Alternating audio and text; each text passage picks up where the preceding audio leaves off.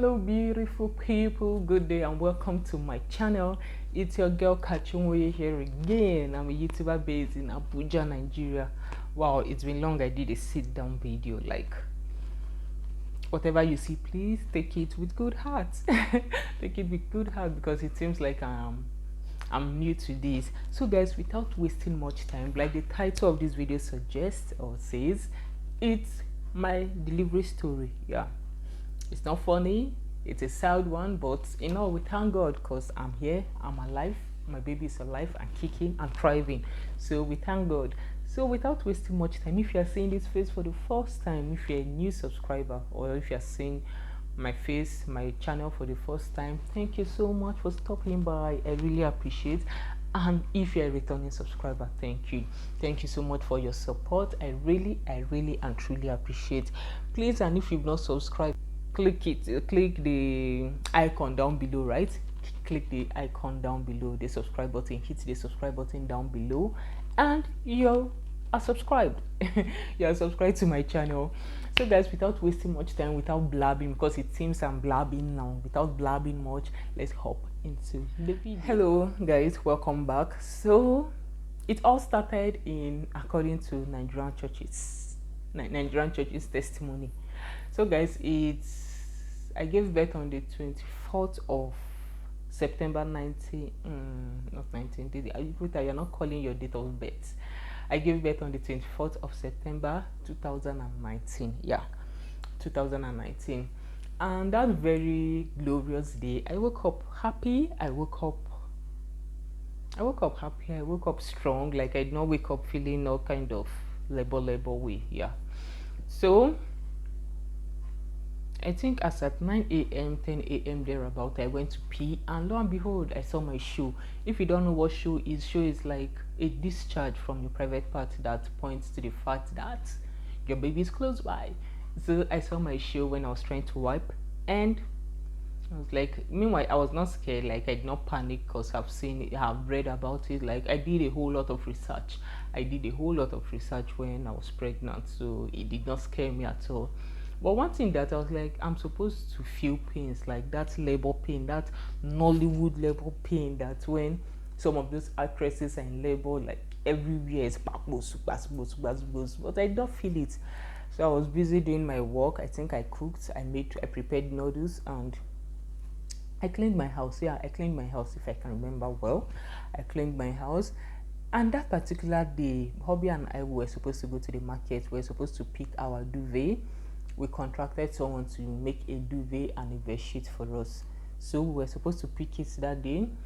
And I told my husband about it. It was like, when I start feeling pains, I should just let him know so that we'll go to the hospital.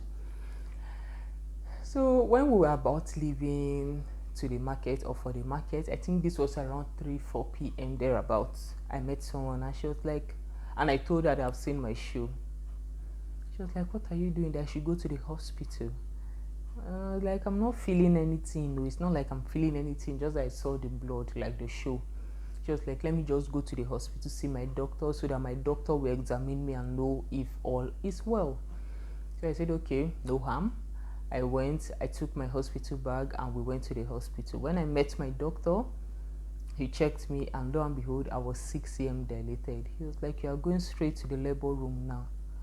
And I was like, how?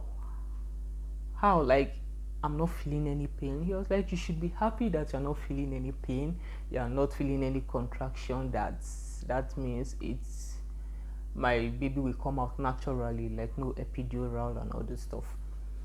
Me, on the other hand, I was like play, I'll be a mother this today, like this. Everything was just happening fast.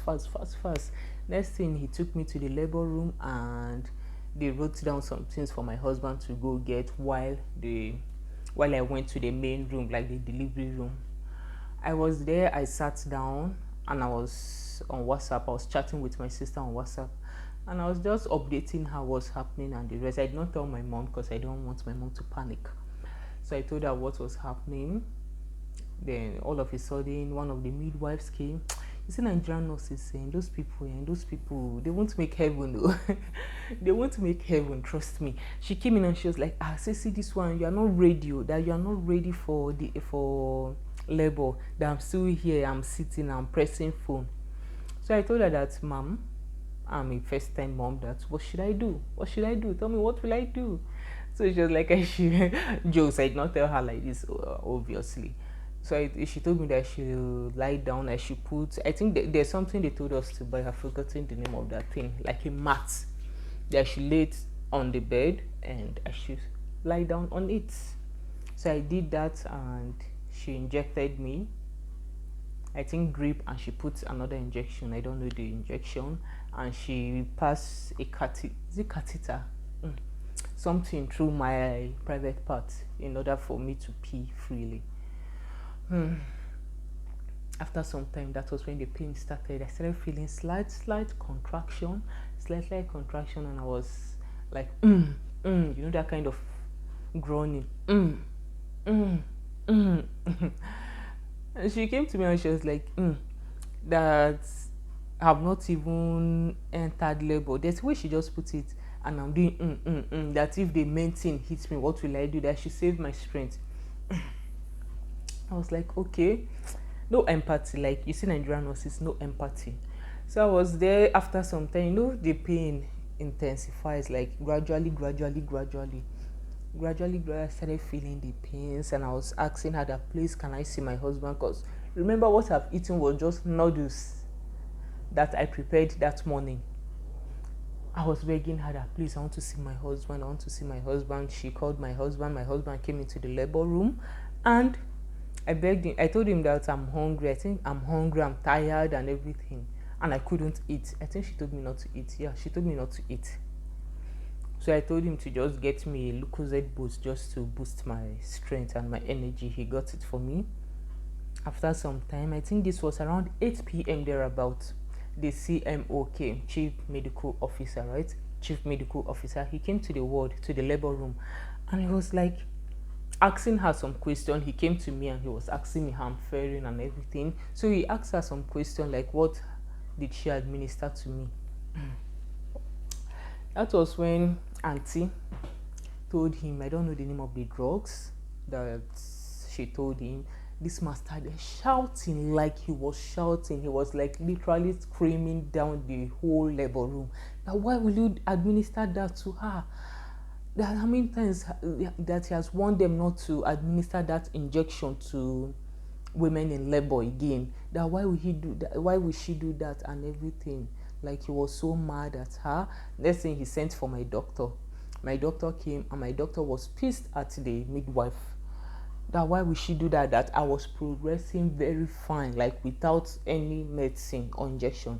I was progressing very fine. That why would she do that and the rest? He was very mad at her, and because my doctor and I were quite close, because he was the person that saw me all through my antenatal.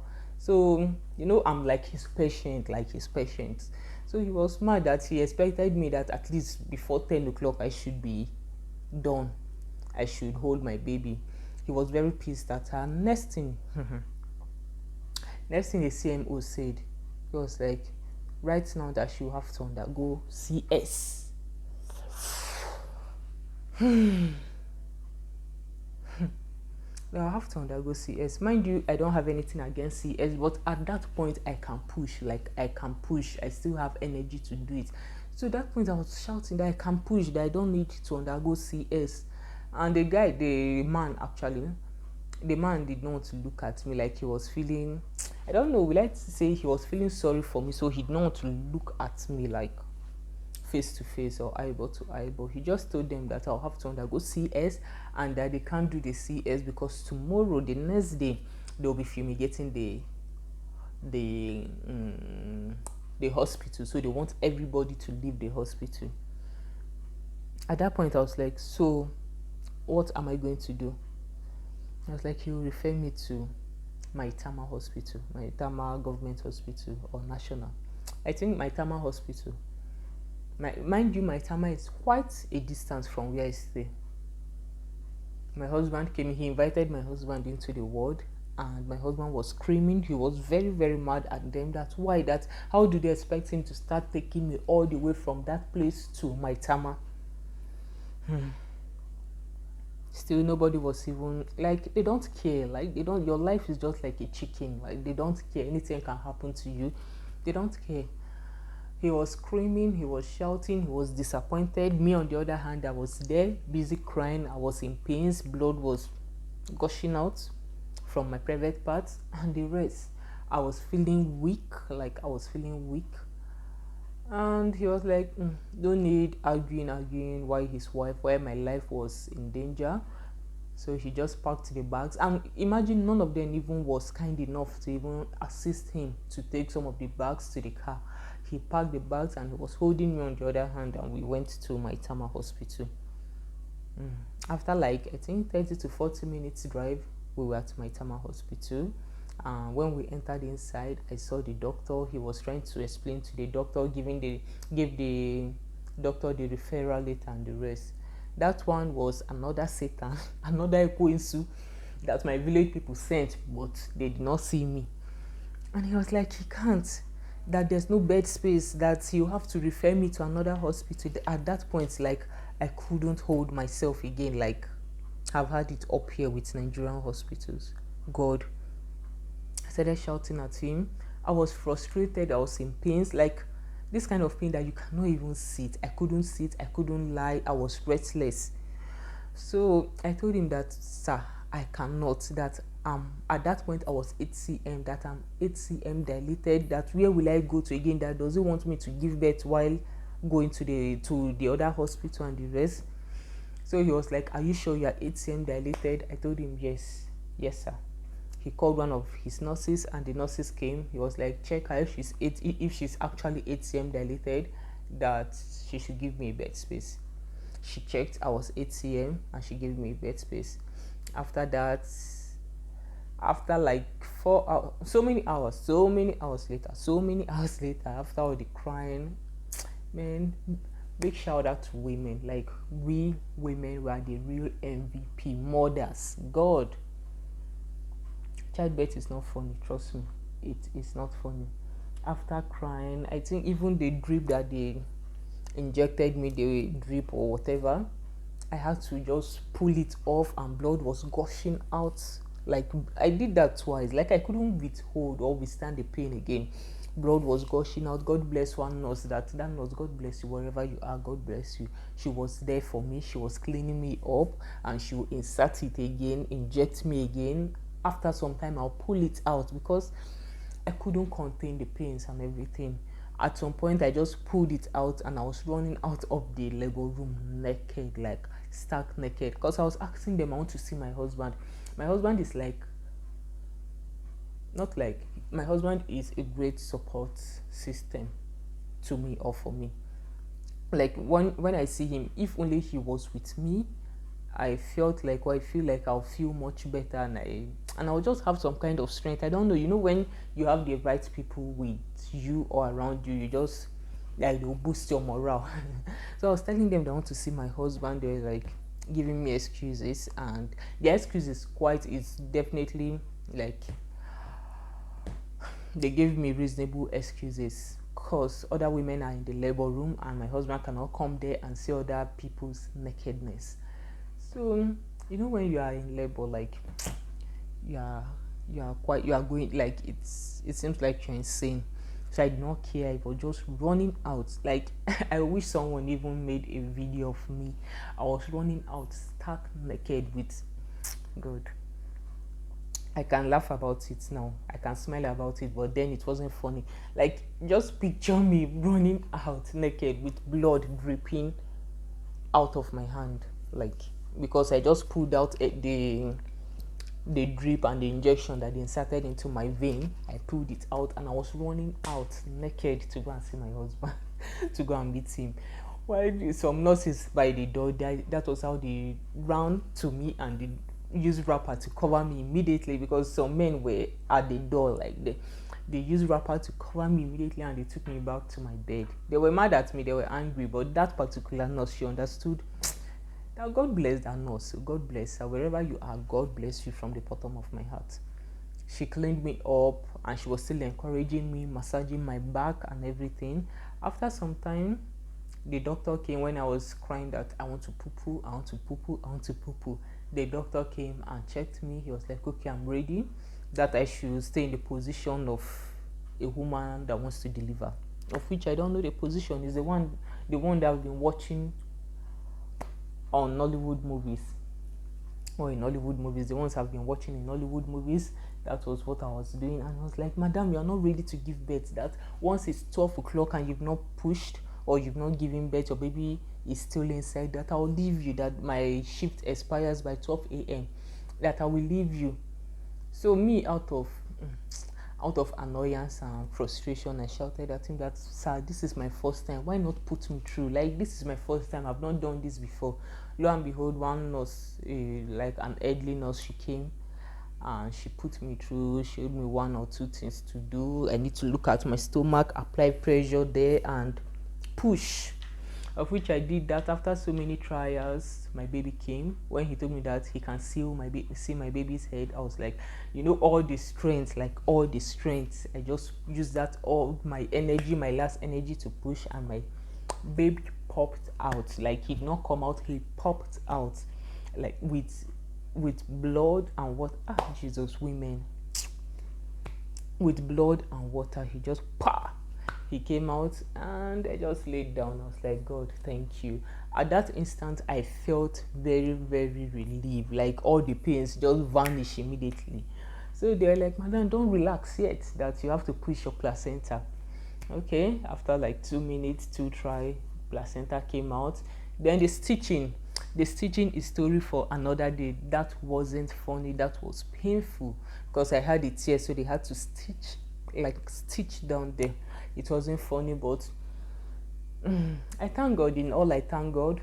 I thank God that what those nurses or the doctors, what they meant for evil, let me say that, because for you sending me out at that particular and critical stage in my pregnancy or in my delivery journey, you people did not mean well for me. But in all, I thank God, I came out victorious. My baby is thriving, he's kicking, he's glowing, and he's growing. So I thank God for that. And I don't want to prolong this. I still have so many other things to say, but I don't want to prolong this video. Maybe another video, or I'll make another video concerning that. So guys, if you enjoyed this video, and if you have some kind of scary birth experiences, please feel free to drop it down below. I would like to know what other mothers went through to bring their bundles of joy, or their bundle of joy, to this world, to Mother Earth. So feel free to drop it down below. And if you're a new subscriber, and if you are seeing my face for the first time, actually, if you are seeing my face for the first time, feel free to subscribe. Please support my channel by hitting the subscribe button, liking, sharing, and commenting on this video. The comment section is just down below, subscribe button is down there. Please hit the subscribe